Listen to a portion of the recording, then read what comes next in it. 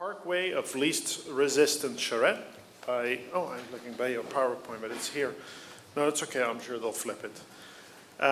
Presented by Roberto Chiotti, and he has been looking at how to reimagine nature's corridors or greenways as new ways to move cities, using the Don Valley as a case study. Looking forward to it.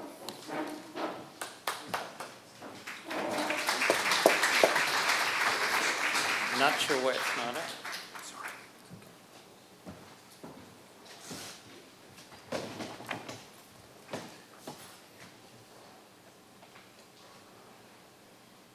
Hi. Great. Good evening. Even before I start, I think the most important thing is to talk about the team, because no single project is, or no single person is responsible for a project of this magnitude. And so these are all the great people who got together to look at greenways and waterways. That was our challenge, to look at, in particular, the Don Valley as a potential transportation corridor and revision how that corridor might be used in the year 2040.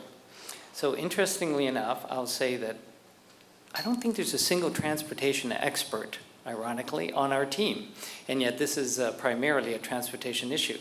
And I think that's kind of significant because right from the get-go, from the evening of orientation where the teams were first introduced to each other, we very quickly as a team established a priori values which really looked at, instead of privileging the car or the truck, decided to privilege the valley as the starting point of our investigation. So we have James works at the Toronto Waterfront as a landscape architect. Denise Pinto works at HOK as a landscape architect. Daniel Garnier is a young architect. Rowena is, I believe, an architect in Montreal.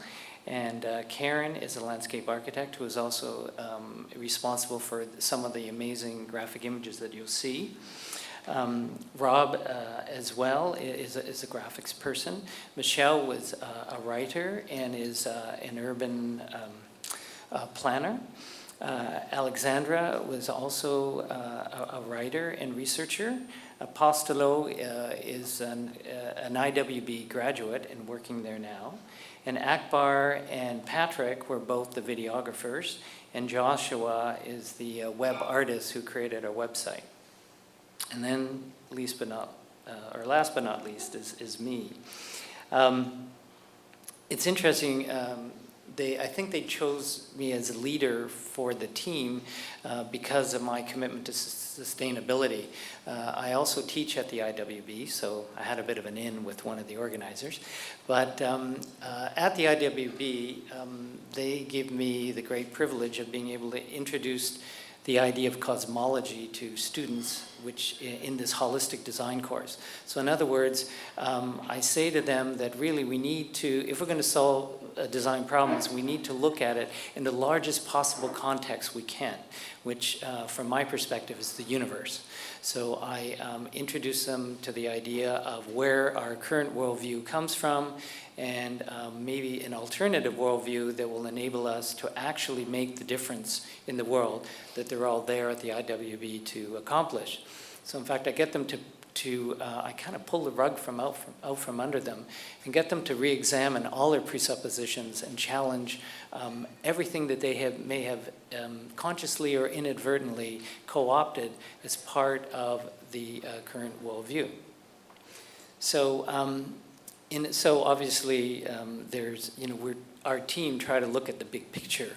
And maybe it isn't coincidental that we're not transportation people, because they, based on the plethora of media coverage on transportation issues in Toronto, they seem to be rather narrowly focused in trying to solve those problems. It usually has to do with, how are we going to fund it? Or is it a subway versus an LRT? Well, if you look at it in a bigger context, maybe some really interesting ideas will emerge. So I guess the IWB, in asking me to be leader, understood all that about me, but what they didn't know is, in fact, the waterfront, the Don River, and in particular its Black Creek tributary, have played a very significant role in my formation as both a citizen of Toronto and an architect. The ravines of Toronto were my playground growing up as a child. I even went to summer camp in the ravine. My thesis was all about reuniting Toronto with its waterfront, and I integrated the notion of the ravine system in Toronto and the path typologies as a major way of achieving that goal. This was back in '78. And as a teenager, when teenage angst was a little too much to bear, I would escape to the ravine system and seek out what I would call now geotherapy. In other words, even at an early age, I acknowledged and recognized the value of nature for its healing capacity. So that brings us to where we are now, right? Which is our challenge. And I would say that my experience is not isolated.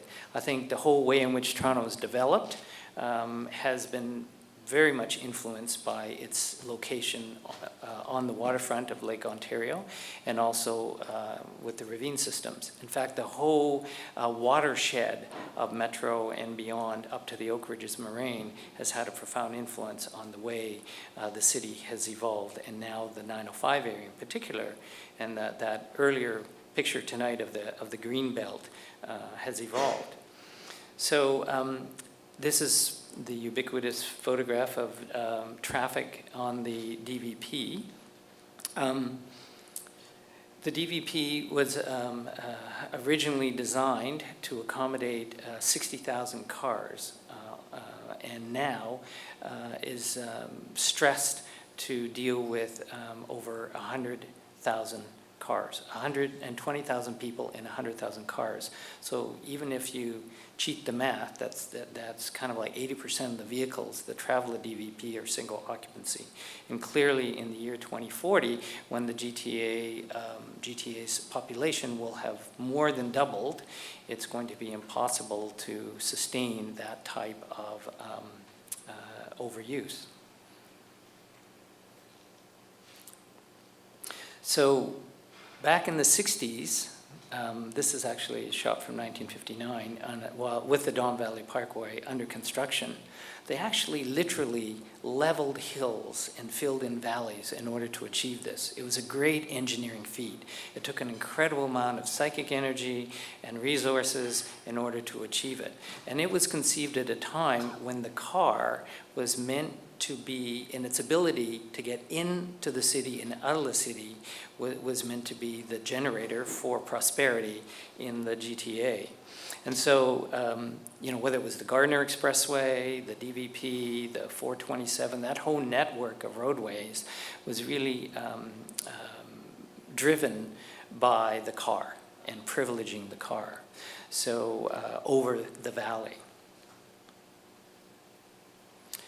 So our challenge really was to, or at least, what was fundamental to our approach was to turn things on its head and privilege the valley versus privileging the cars. Because as a team, we understood the valley as an incredible natural asset that would be even more important and valuable when the population of the GTA doubles in the next 20 or 30 years.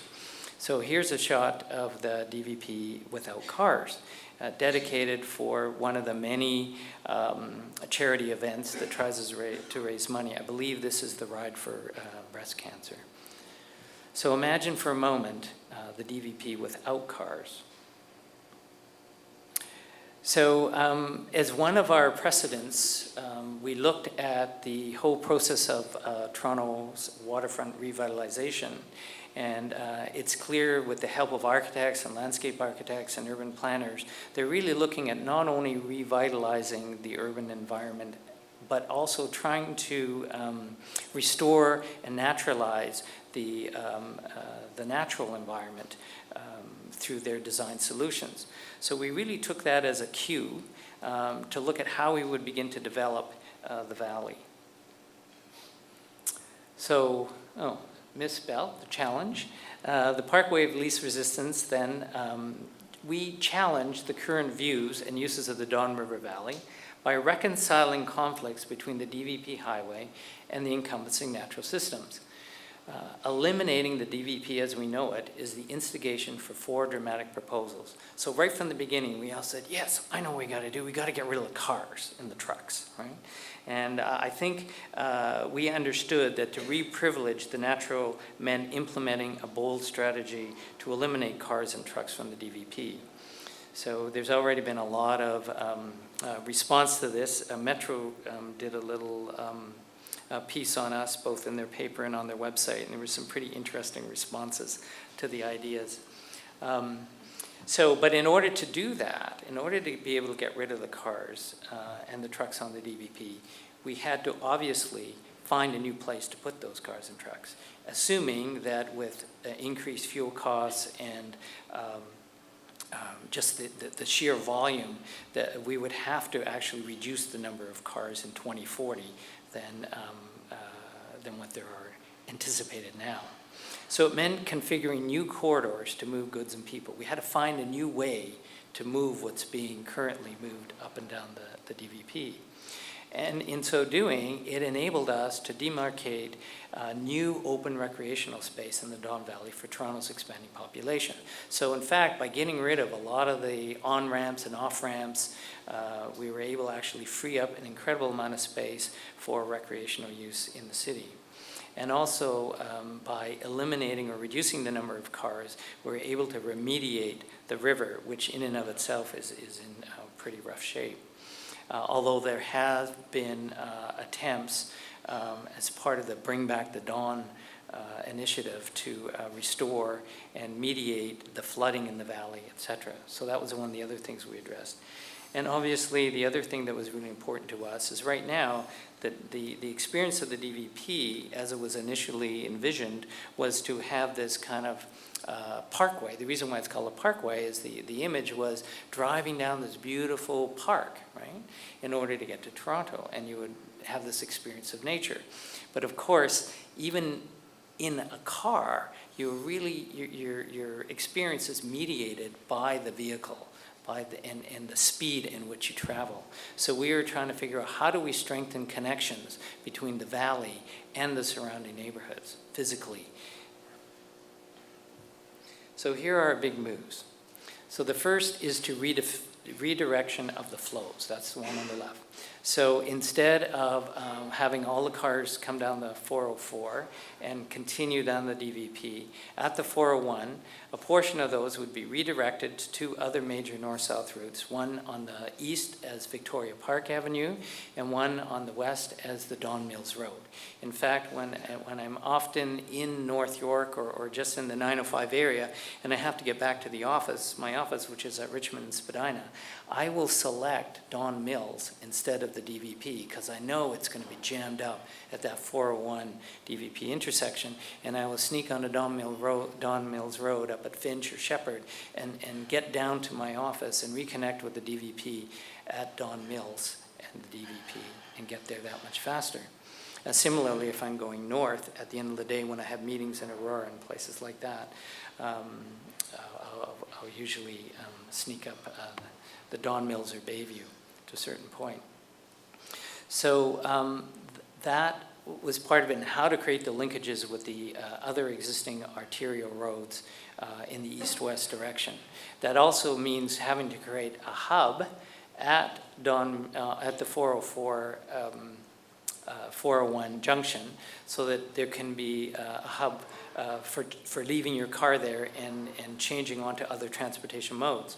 So the new flows are the introduction of a new guided busway that will take the place of 2 of the lanes of the existing DVP, creating bike lanes and the equivalent of something like the High Line, which would offer a pedestrian route all the way down the valley as well. And by doing that, by getting rid of the cars and the trucks, we actually, it enables us to create new social and ecological spaces to help restore the health and well-being of not only the people who use the valley, but obviously the valley and the other habitat or other creatures that use the valley. So here's a shot of Don Mills Road, and as you can see, it's 3 lanes each way, plus a middle lane for turning. So it has actually, it's underutilized and has a lot of potential capacity.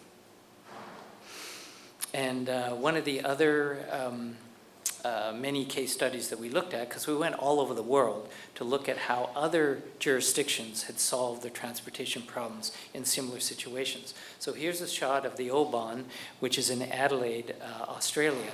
And it actually, where the buses travel through a natural ecosystem, they leave a traditional roadway and get on this guided busway, and they turn off their engines and they're pulled along the system, and then they reconnect to the street at the end.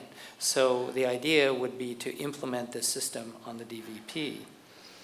Another one we looked at was the High Line in New York, which was essentially an abandoned elevated roadway or train tracks that would take the goods into the warehouse district at the bottom of New York. And at the time, having been abandoned basically because now truck traffic was the major way of moving goods, there were local ratepayers meetings to talk about dismantling the High Line, and there were a couple of people who lived in the neighborhood said, well, wait a minute, why don't we turn it into a park? And this is quite an unusual exercise, but in effect, they really were able to achieve this and get the various approvals having jurisdiction on board. So now what you find is something that was otherwise abandoned and would have been dismantled actually became a natural asset for the city and an incredible tourist draw. The last 2 times I've been in New York, I went to visit the High Line because I was so thrilled with its experience, and it's really, really is quite a unique and wonderful way of moving those few kilometers within the city. So obviously in looking at transportation, we looked at vehicles, we looked at public transit, like the single occupancy vehicle or the car, and trucks for the transportation of food and goods. We looked at, so that's the image on the left. So that shows the traffic being redirected to Don Mills and coming down, and actually at one point we will have to direct 4 lanes of traffic onto the existing roadbed of the DVP, just between the Don Mills exit and the Bayview exit, because the way the valley is configured at that point, we didn't want to create another major engineering intervention which would have a negative impact on the valley, but we brought those cars onto the valley and then got them off again at the Bayview exit, which was, again, the Parkway of least resistance.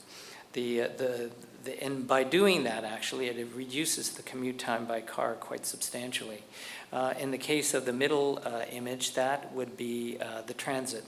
So instead of having to come from that little box over to the Yonge Street subway and down and across Bloor or whatever, this would be an opportunity to come all the way down the valley, and there would be stops within the valley that would enable you to get off that Oban system, the guided busway, which in our instance we're calling the portage, which seemed to be a particularly Canadian way of understanding that the whole exercise of moving from water onto land. And then in the third iteration, that would be an opportunity for pedestrians and cyclists to find their way down into the heart of the city and connect to existing bike trails and pedestrian systems along the waterfront. So this is just a key map because what I'm going to show you are some other images of particular areas. So you can see we've kind of highlighted the brickworks in the center there as not only to orient us, because that's where we are, but also we see the brickworks as a major case study or precedent for what we're trying to do. It has taken an otherwise, I mean, at the beginning of Toronto's development, the valleys were actually exploited by industry because of their proximity to water, right, for both use in the technological processes and also for dumping waste. So in a sense, the whole valley has been damaged by those industrial processes. But the Brickworks is one of those wonderful creative adaptive reuse projects that looks at transforming what was otherwise an industrial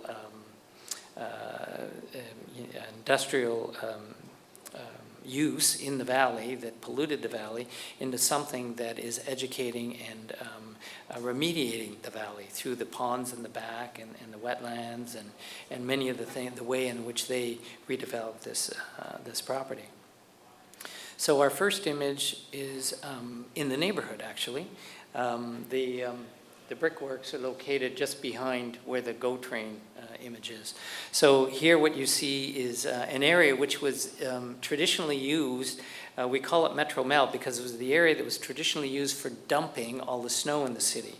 And I don't know if any of you here remember that, but there would be times as late in the season as maybe July or August where there would still be this black mass of snow and ice that would be in the process of melting and discharging all its detritus and salt into directly into the river, the Don River. Fortunately, now they don't dump their snow there, but that's only been a recent acknowledgement of its damage.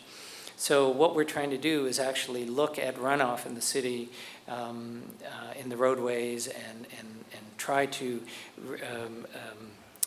build upon the Bring Back the Dawn initiative to create wetlands and ways for mediating flooding and also pollutants in the water system.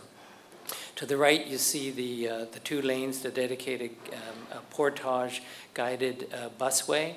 And again, the intention by 2040 is that those buses would be using non-fossil fuels. They would either be electric or hydrogen fueled.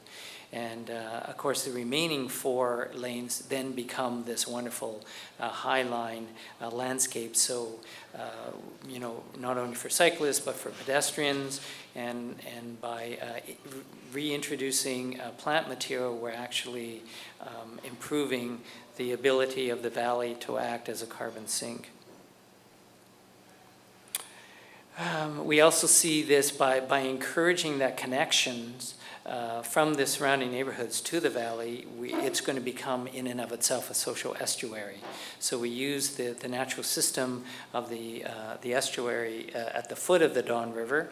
I don't know if many of you know this, but the prior to the development of the portlands and the separation of the island from from its being an isthmus, the foot of the Don River was one of the largest wetlands in North America. And in fact, the name of Toronto comes from the local First Nations language to describe a weir, which is, in other words, where the natives came to fish, because the natural estuary was a great spawning ground for fish. The other thing that we see, you know, maybe this has influenced a bit about my experience at Camp Kiloka as a child, the notion that in 2040, many people may not have the resources to go to places like Algonquin to seek out camping experience or canoeing or whatever. So the idea of actually introducing Algonquin in your backyard is kind of a nice idea.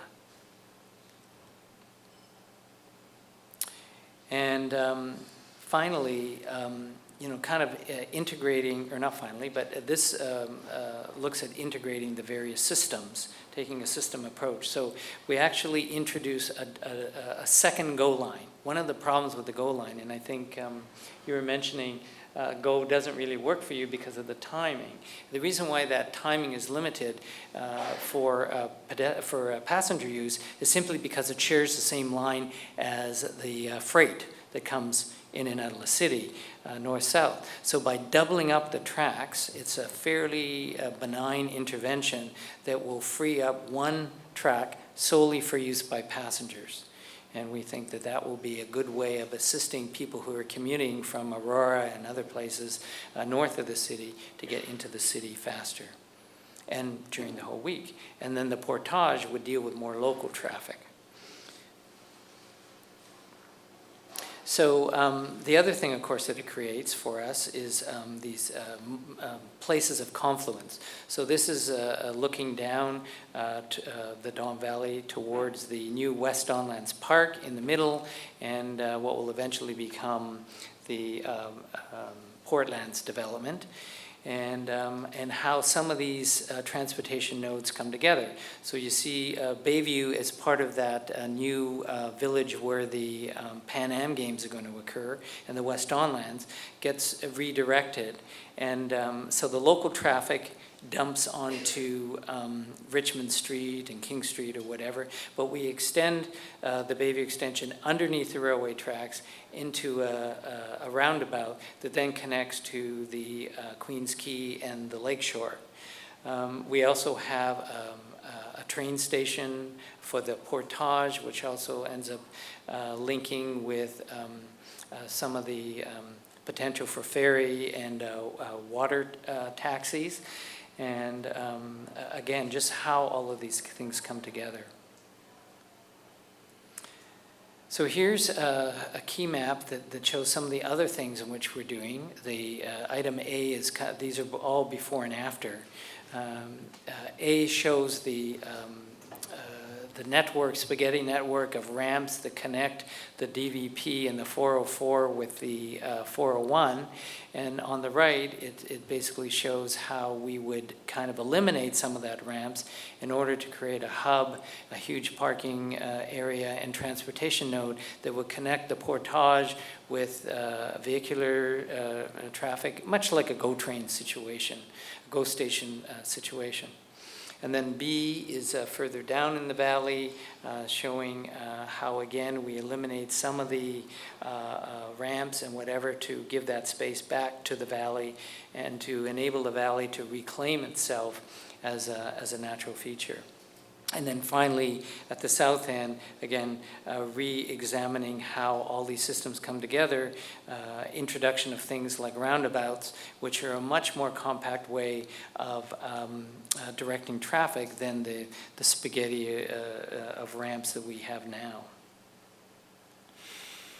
So this is, again, because there's been so much conversation in the media about transportation and how to solve our transportation needs, we actually looked at some of the other options that have been considered for increasing the capacity of the DVP, reducing the weight, the commute times, and reducing emissions, and also increasing capacity and reducing costs. So the first one is option A, which is keeping the current DVP. Of course, there are no building costs associated with that in terms of capital, but there is still a significant amount of money spent every year just to maintain the DVP. The figure we're using is $750,000, which is, whenever on weekends they say that the DVP is going to be closed because they have to change light bulbs or paint lines or clean drains or whatever. That's a very small amount of what it costs to actually maintain the system, which is the capital expenditure to rebuild the bridges. I mean, there was a 5-year period, sort of in the mid-2000s, when there was always some bridge that was being rebuilt on the DVP, and which had a profound influence on the speed and capacity of the DVP. Also, the capacity per hour is limited. Each one of those little icons of people represents 10,000 people. Okay. And then the CO2 emissions per day in metric tons currently represents about 405 metric tons, which is far beyond the capacity of the existing trees in the valley to absorb or mitigate.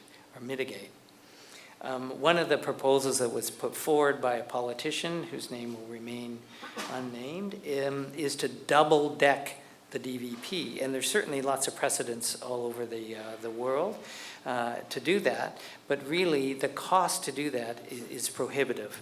It represents about $50 million per kilometer, if in fact we can do it, because it's such a sensitive ecosystem and the footprint is so small.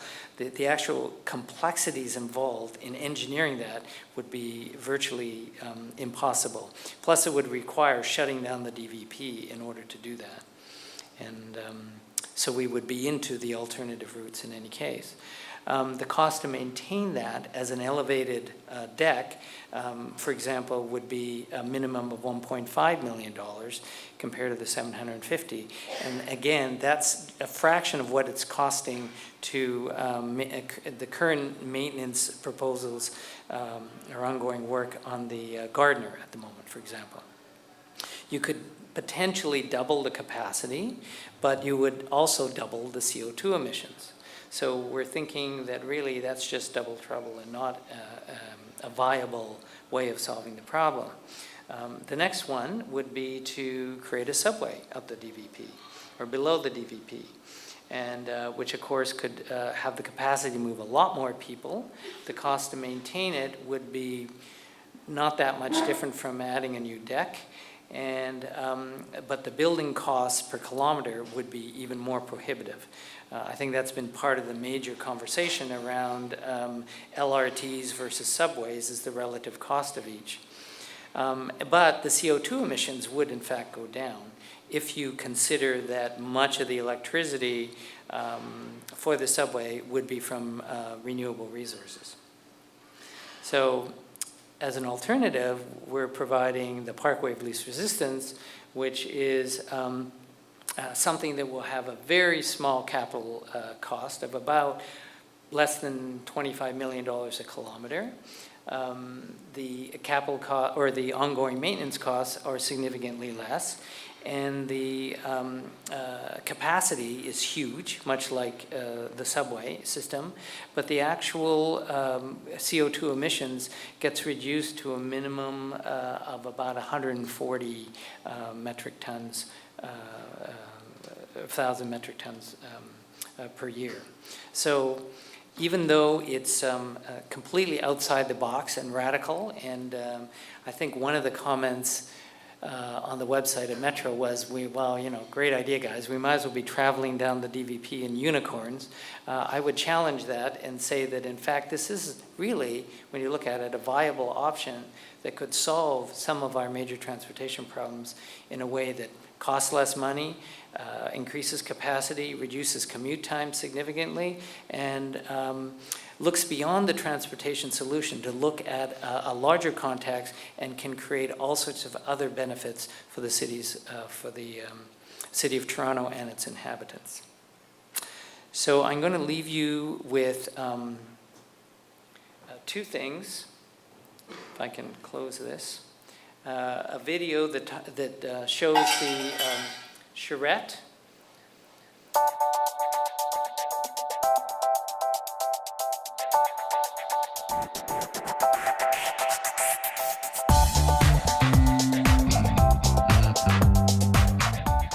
We're looking specifically at greenways and waterways in Toronto's Don Valley, and we're looking at how people can use those corridors to move north and south through the city in ways that really parallel historic trajectories down the water.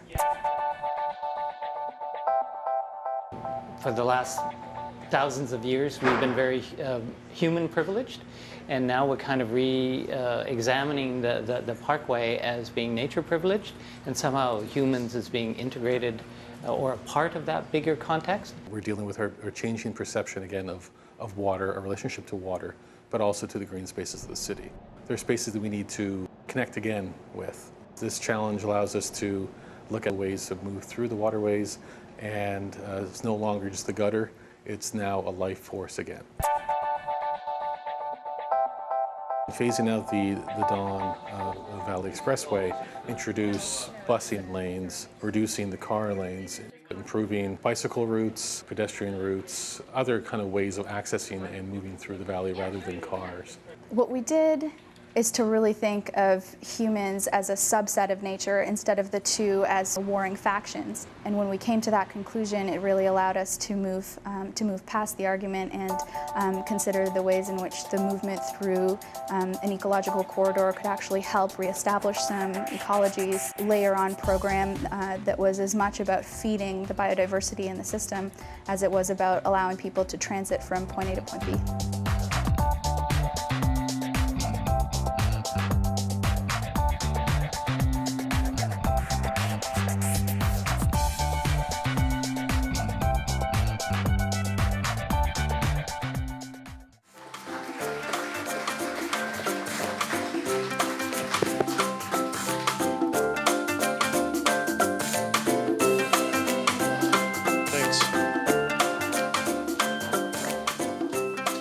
Thanks, Roberto. Well, beautiful solution for an eyesore as it is today. Look forward to take that bus. Although I would assume, and that's maybe my question for you later to respond to, it was designed for 60,000 people. We have 60,000 cars, 100,000 cars now. Looking at what's happening up north, it's only going to get more. So we're going to squeeze them into this public transportation and figure out ways to entice people to use that. But we're going to start on that side. We're going to do some comments and then leave your response to the end, if that's okay. Love the passion for the Dawn. I worked as the coordinator for the task force to bring back the Dawn for about 8 years in the 1990s. So love the passion, love the proposals. You know, the big thing though is going to be, you know, you can't close the Parkway, right? Like everyone's going to say, you can't do that. And I guess I kind of wonder, you know, at what point will the Parkway stop working on its own? You know, at what point will there be so many cars that will need a different solution? And it's about really planning for that moment. And there are maybe transportation people in the audience that kind of understand that better than I do. Sue, maybe you can wade in. Eventually, the Parkway will stop working. So, what's the plan B at that point? And just one other thought: there are lots of other roads in the valley, not just the Parkway, where smaller versions of this could play out, even if the Parkway is the thing that gets left for later when it no longer works very well. Just a small point, your ideas are very timely. The city is actually doing a master plan of the Lower Don. They're revisiting the work that was done in 1991 by Michael Huff in the report Bringing Back the Don. And they'll be looking at trail improvements, access improvements, wildlife habitat creation, environmental remediation, but also transportation and linkages. So a lot of these ideas may well find themselves into that study. Evergreen will be doing public engagement in relation to this study, so you'll all hear about the various meetings associated with this master plan review. Okay, so maybe being an academic, I'm used to seeing more sort of crazy ideas, and so I actually very much positively respond to the idea of privileging the valley and taking privilege away from the car, because I think for so many years we've given privilege to the car at the cost of many other aspects of our infrastructure and of our environment. So I think I very much positively respond to that. It also reminds me of, I used to live in London, UK, and it reminds me of some figures that I was once shown that the speed of moving around London today is no faster than it was in the 1800s when people went around by horse and by by foot. Basically, you build more infrastructure and you don't actually increase the speed particularly. So, I mean, my first feeling when you started talking about closing the Don Valley and taking people onto Don Mills, I thought, well, what about the people on Don Mills and so on? But conversely, it then reminded me of this fact that actually, you know, infrastructure, things will work themselves out when you close certain types of infrastructure and change the way things work. And people will, the networks will balance themselves out in different ways. So my next response was, why stop at the DVP and why not close down other major networks? I mean, I know the DVP is particularly sensitive because of it being in the Don Valley and so on, but it reminded me of a project that one of my colleagues at Ryerson University, Colin Ripley, did, which was looking at the post-carbon highway and what will happen to the highways in a post-carbon era. And so maybe the next stage is to think about what happens to other highways, and in fact, what is the value of the highway infrastructure in a future which is not so connected to carbon. So I think that fundamentally, to me, the DVP, being a relative newcomer to Toronto, I've been here for about 10 years, but the DVP has always seemed to be a wasted resource. It does nothing well, it seems to me. And so rather than trying to make it do traffic a little bit better, but not really meeting the needs, maybe we should accept that the DVP is not going to be a traffic network at all, and try and make it into what it wants to be, this natural hub of this part of the city, and allow traffic to move into other parts of the other adjacent roads. Which brought me to the question, which maybe, Roberto, you could address, was, do you think it's actually necessary to have any transit in the Don Valley, or would it be more suitable to perhaps build other mass transit alongside the valley? I was thinking from the point of view that things like subways or other mass transit rely on a lot of nodes where people collect, or which collect people. So nodes which bring people and other nodes, and they distribute people.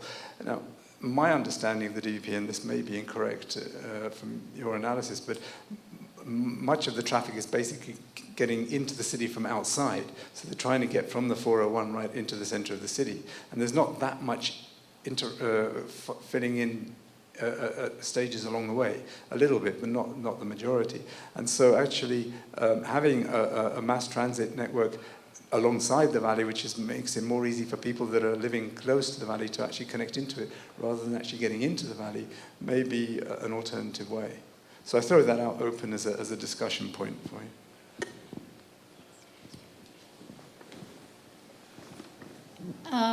The thing that came to my mind when you were saying that there was no transportation planner on there was right. That's great, because you don't have the shackles of what barriers might exist. And as David mentioned, I mean, some of these things might not be possible to take over the whole Don.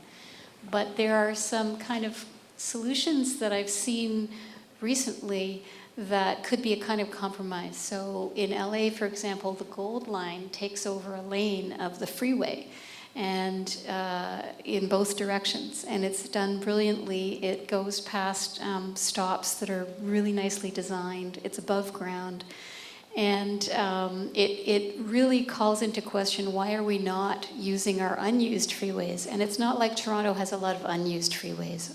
I know, I experienced that, but you wonder whether that can be a possibility.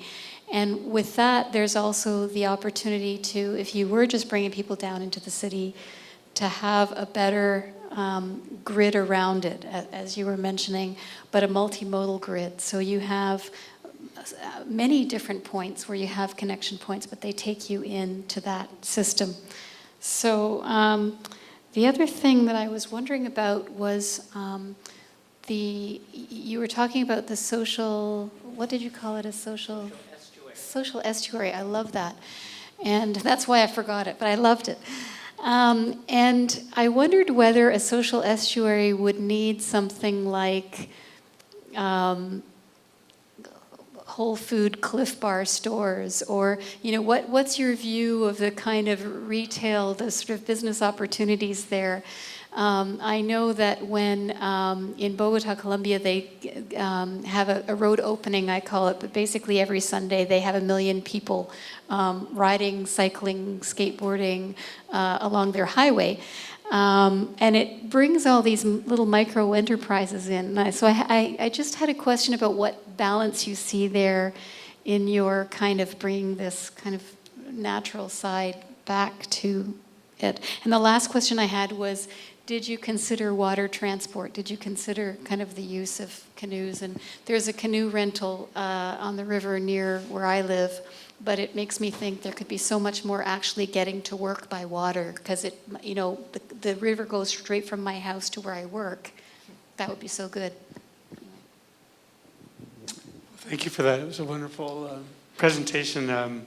My own vested interest in this is that my parents were members of a radical youth group in the 1930s, and they used to go hiking in the Don Valley, and that's how they first met and fell in love. So I've always thought it would be a beautiful thing to restore the function of wilderness in the city instead of destroying the city and then having to have a cottage, you know. And you know that Robert Fulford, the great Toronto critic, has said that the valleys of Toronto are equivalent to the canals of Venice.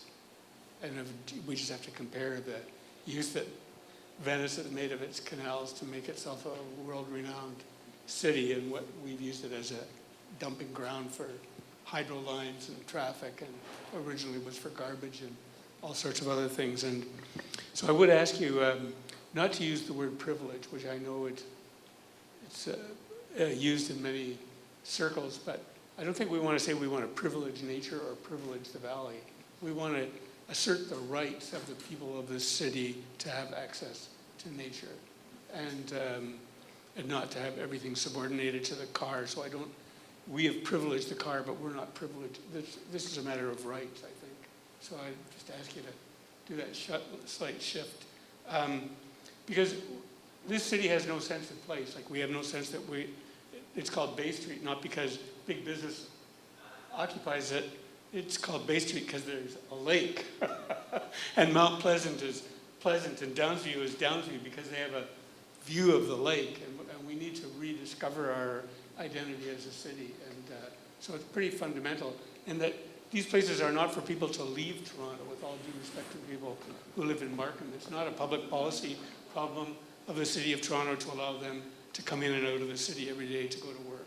It is a public policy issue to restore nature. And so the one other thing I'd ask you to think about is that I believe we need to incorporate food as a lever into all of these issues, and that food, in some respects, I would say, over transit is another functional use, because it eliminates a cause of transportation. We could, 30% of the city is taken up by transportation corridors, and some of those could be food corridors that eliminate the need for transportation corridors. And so that, I think, also addresses your issue of trying to place some jobs in there. And there's a lot of places that are perfectly viable for food production and could be very productive areas. Thank you, though, for that.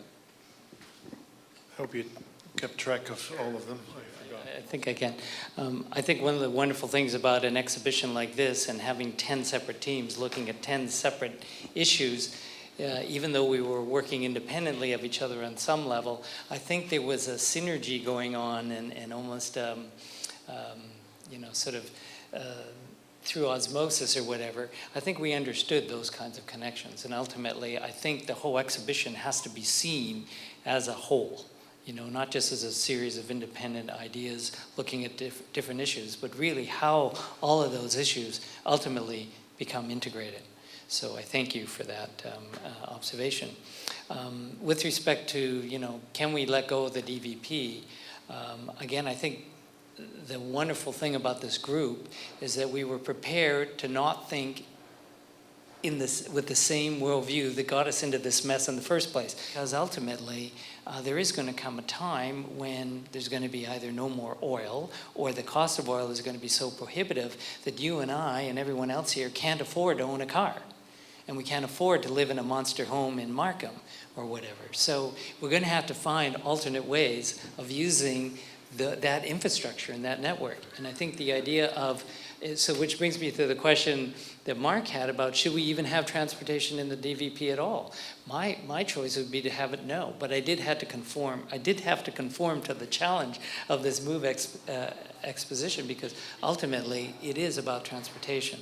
So I agree. If it were up to me, I think the valleys are like the canals in Venice, in Toronto, and we have totally undervalued them. If you don't want to use the word privilege, where that's coming from is more about our worldview is premised on on our anthropocentric nature, right? We have always understood our Western worldview is based on the human as primary and the earth as derivative.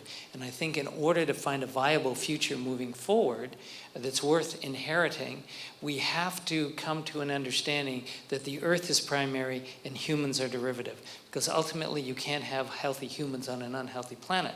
So that's why I wanted to say, like, switch the privilege from human to the valley or to the natural systems.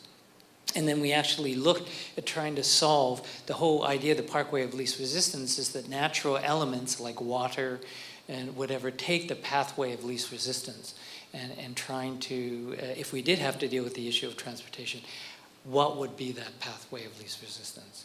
So ultimately, yeah, I would love to see all those transportation corridors around the tableland instead of in the valley.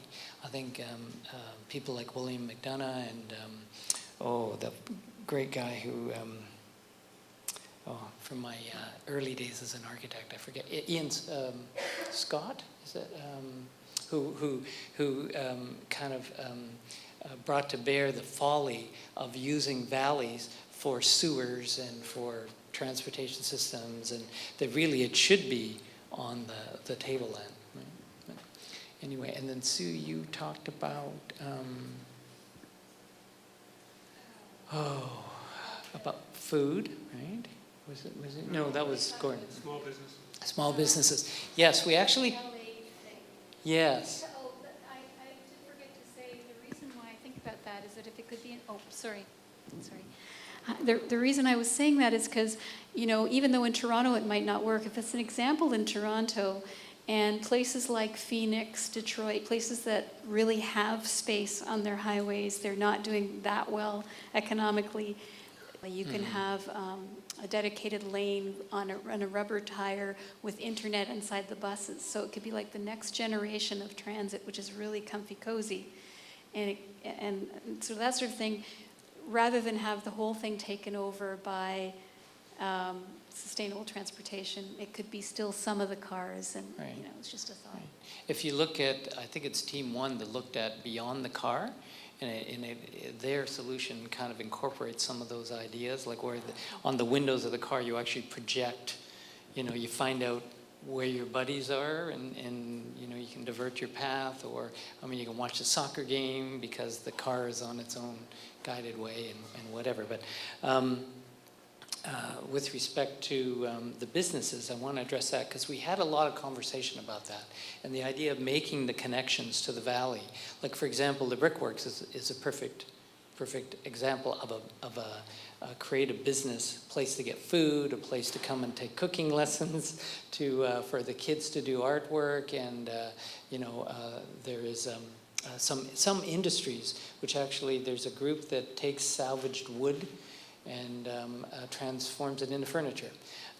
There is, I'm thinking of my own experience on the Labor Day weekend where we had visitors from out of town with children, and I live just adjacent to sort of Queen and Broadview area, and we walked down into the valley from Queen Street, and then we made our way across the pedestrian bridge near Gerrard and went up into the Riverdale Farm and then stopped for an ice cream cone on the other side of the park. So there are these businesses, and one place that Dennis and I like to go to is the Rooster Cafe on Broadview, which gives a fantastic view, by the way, of the downtown and the valley. And many of our meetings, kind of visioning and imagining what we were going to do to solve this problem, were done in that location. So.